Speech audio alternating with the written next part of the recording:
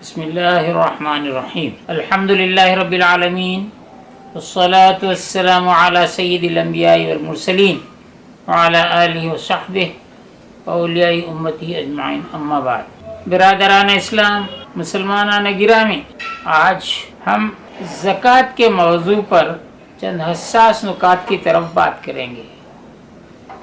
رمضان المبارک کی آمد ہے، بمشکل 2 یا 3 دن باقی ہیں۔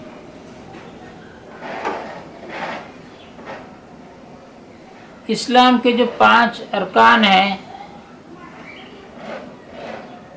ان میں کلمہ طیبہ، نماز، روزہ، حج، زکوٰۃ۔ نماز، روزہ یہ ایسی عبادات ہیں جو اللہ اور بندے کے درمیان کا راز ہے۔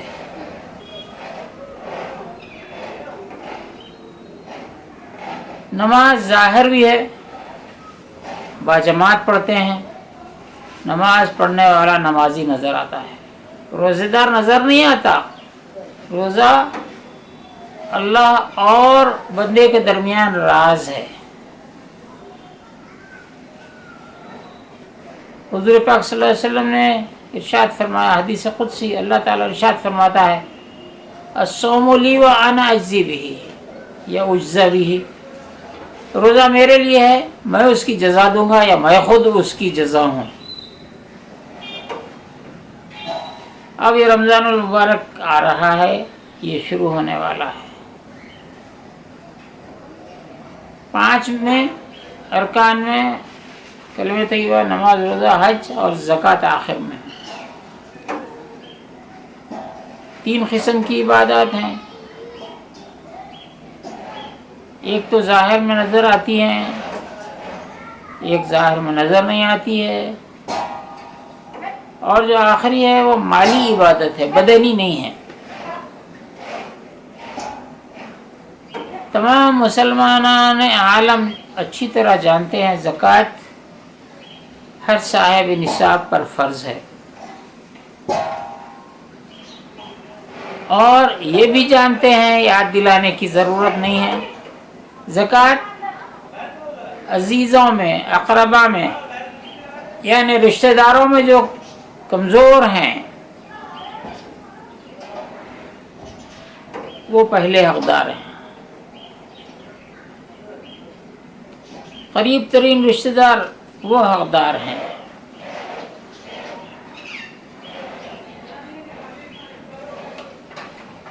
کچھ عرصے سے، یعنی چند برسوں سے، ایک ایسا رجحان بنا دیا گیا ہے، کسی ذریعے سے دینی تعلیم پر زکوٰۃ کے خرچ کرنے کی گنجائش نکالی گئی ہے، بتلائی گئی ہے، اور دینی مدارس کو لوگ زکوٰۃ دینا بہتر سمجھتے ہیں۔ ایسے مدارس جہاں پر طلباء کے کھانے پینے کا، رہنے کا انتظام کیا جاتا ہے، وہاں پر پیسہ ان طلباء پہ خرچ ہوتا ہے، لیکن جن کے ہاتھ میں جاتا ہے ان کو کوئی پلٹ کے پوچھنے والا نہیں ہوتا۔ اس سے ہٹ کر ایک اور مزاج بن گیا ہے چند برسوں سے شہر حیدرآباد میں، کہ یہاں پر کچھ آرگنائزیشنز زکوٰۃ چیریٹیبل ٹرسٹ کے نام سے آگے پیچھے 1-2 الفاظ کے ساتھ قائم کیا، جو یہ دعویٰ کرتے ہیں، اخبارات میں دیتے ہیں کہ ہم مستحق طلباء کو ان کی فیس دیتے ہیں، خاص طور پہ انجینئرنگ ہے، ڈاکٹری ہے، وغیرہ وغیرہ۔ کیا دوسرا تعلیم حاصل کرنے والا مستحق نہیں ہوتا؟ ان کو کیسا معلوم؟ ان کا کیا معیار ہے؟ میں ایک واقعہ جس کا میں خود شاہد ہوں، بلکہ اس میں شامل رہا واقعے کے اندر۔ عثمانیہ یونیورسٹی کا ایک انجینئرنگ کالج ہے، وہاں پر ایک صاحب انجینئرنگ کالج میں وہاں کی لائبریری میں اٹینڈر کی پوسٹ پہ تھے۔ ان کا بچہ انجینئرنگ، کون سی؟ میرین انجینئرنگ، سمندری جہازوں کی انجینئرنگ میں کوالیفائی ہوا، اس کو ایڈمیشن مل گیا۔ اس کی فیس لاکھوں کا روپیے فیس تھی۔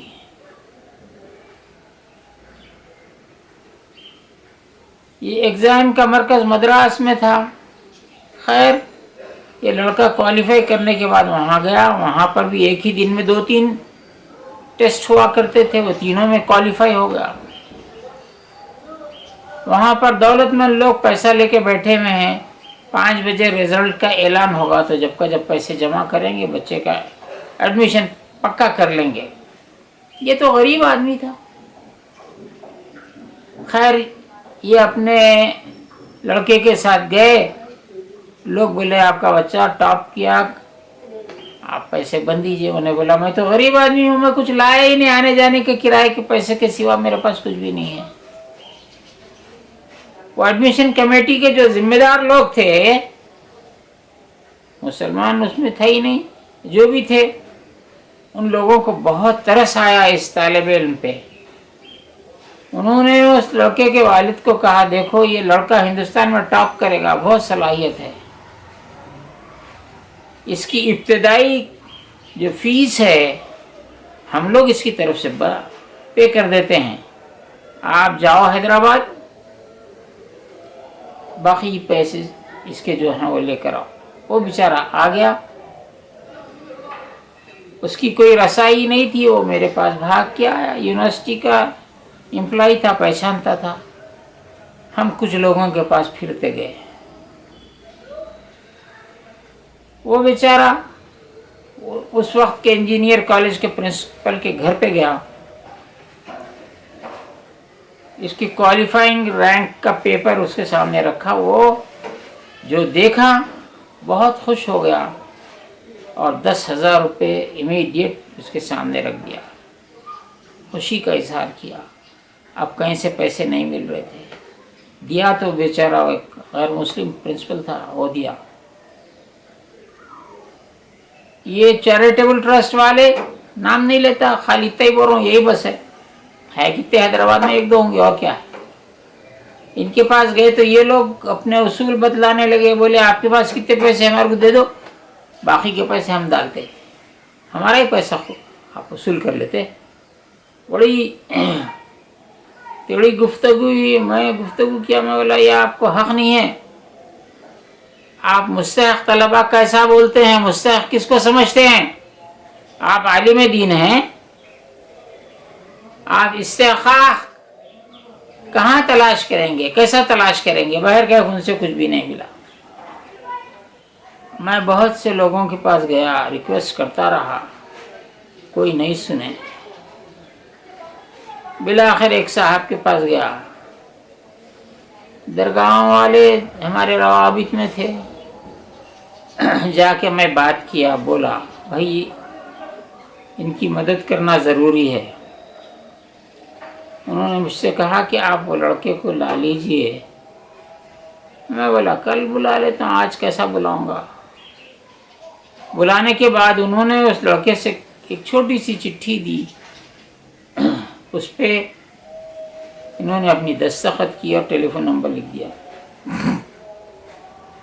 فلاں جگہ فلاں کے گھر پہ جائیے، یہ گھر ہے ایسا، آپ کھٹکا ماریے، چٹھی ان کے ہاتھ میں دے دیجیے۔ جیسا یہ لڑکا گیا، چٹھی دیا، گھر میں گئے اور باہر آ کر 20,000 25,000 روپے کچھ اس لڑکے کو دے دیے۔ اس کے بعد میں ایڈمیشن کے لیے بہت بھٹکنا پڑا۔ وہ لڑکا پھر سے ہمارے فارسی ڈپارٹمنٹ میں آیا، اس کے والد بھی آئے، وہ بولنے لگے تنویر صاحب میرا بیٹا بولا میں نہیں پڑھتا، بابا میری وجہ سے آپ کو در در بھٹکنا پڑ رہا، لوگوں سے منگنا پڑ رہا، میں تعلیم حاصل نہیں کرتا، کوئی بھی معمولی کاروبار یا معمولی نوکری کر لوں گا مگر میں انجینئرنگ نہیں کروں گا۔ ہمت بنائی گئی، بالآخر ایسے لوگوں نے اس لڑکے کی مدد کی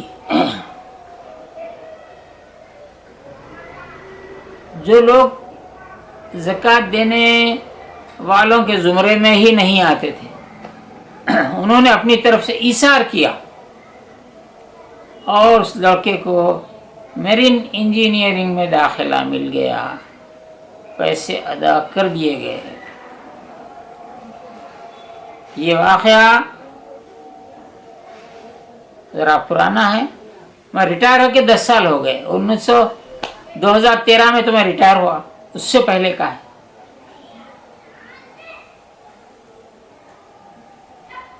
یہ کہنے کا مقصد یہ ہے،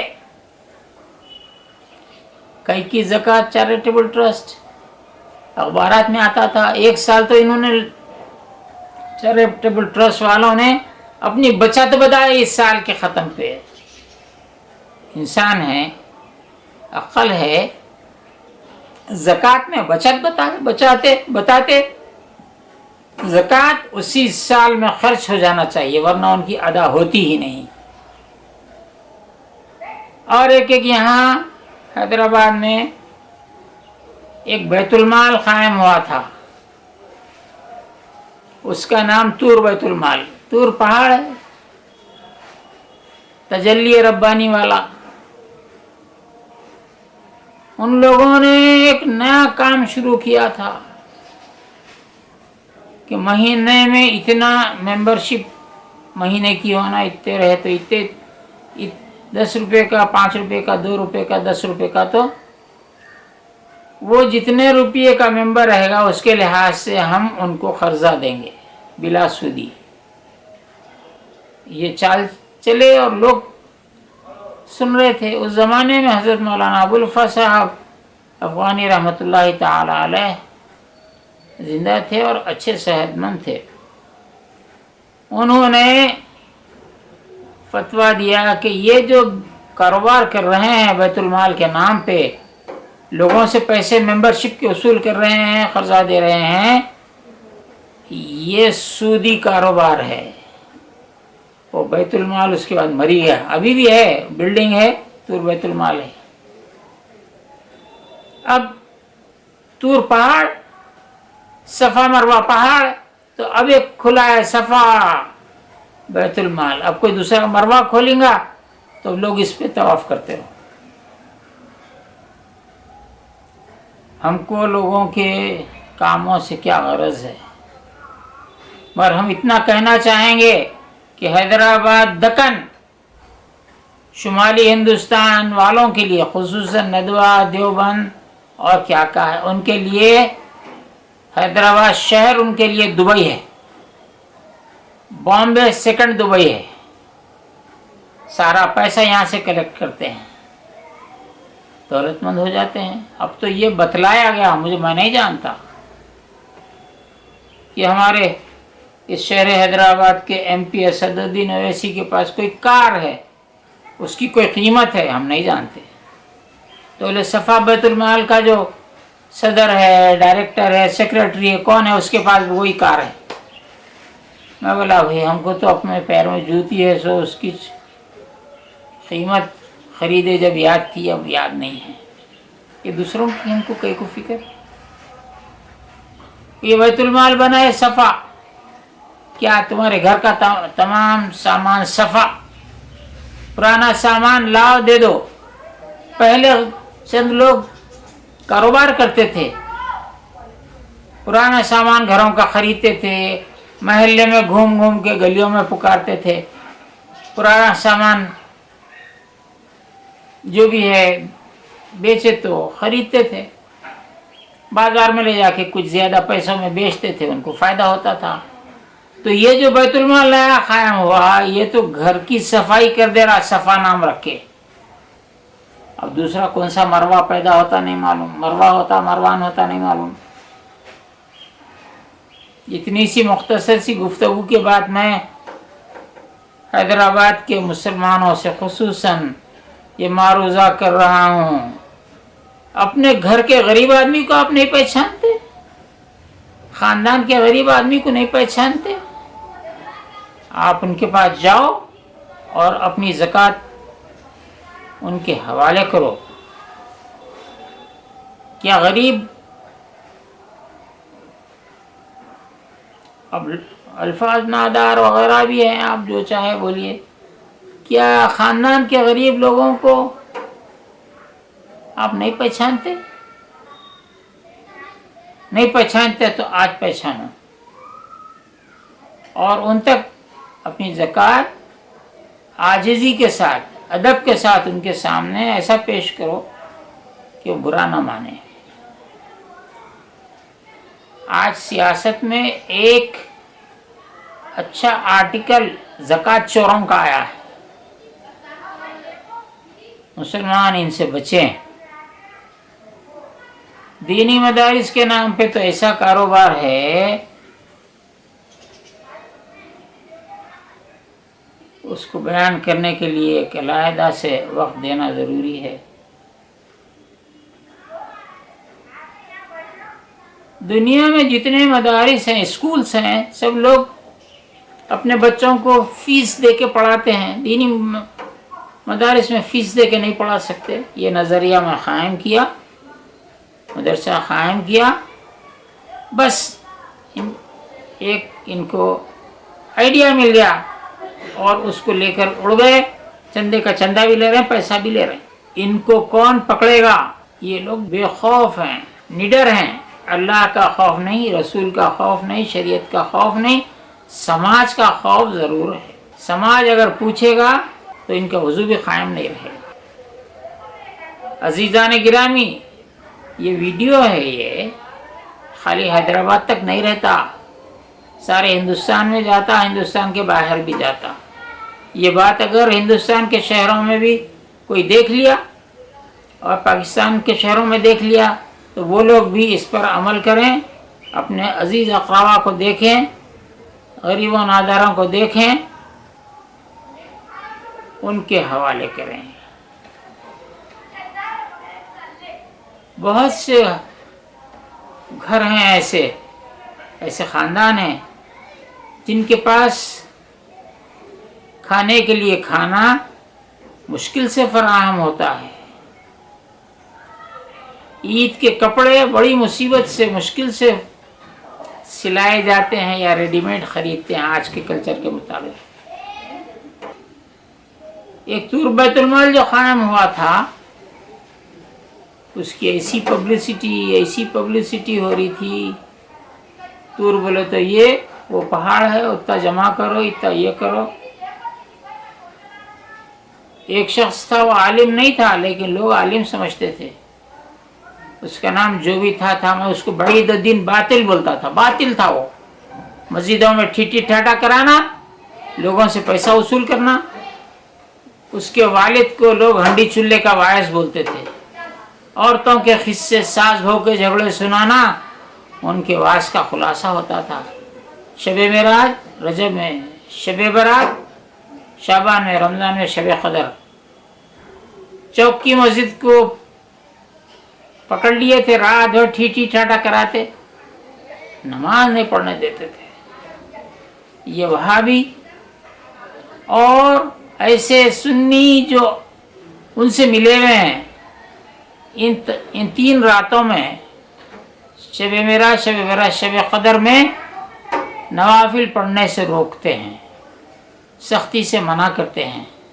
शहर हैदराबाद में कुछ मस्जिदें ऐसी हैं जो इनका कंट्रोल है, तो उस रात में खुफल डाल दिया जाता है, उस मस्जिद में जाना नहीं, कोई नमाज रातों में पढ़ना नहीं। तो ये लोग नफिल नमाजों के, नफिल इबादत के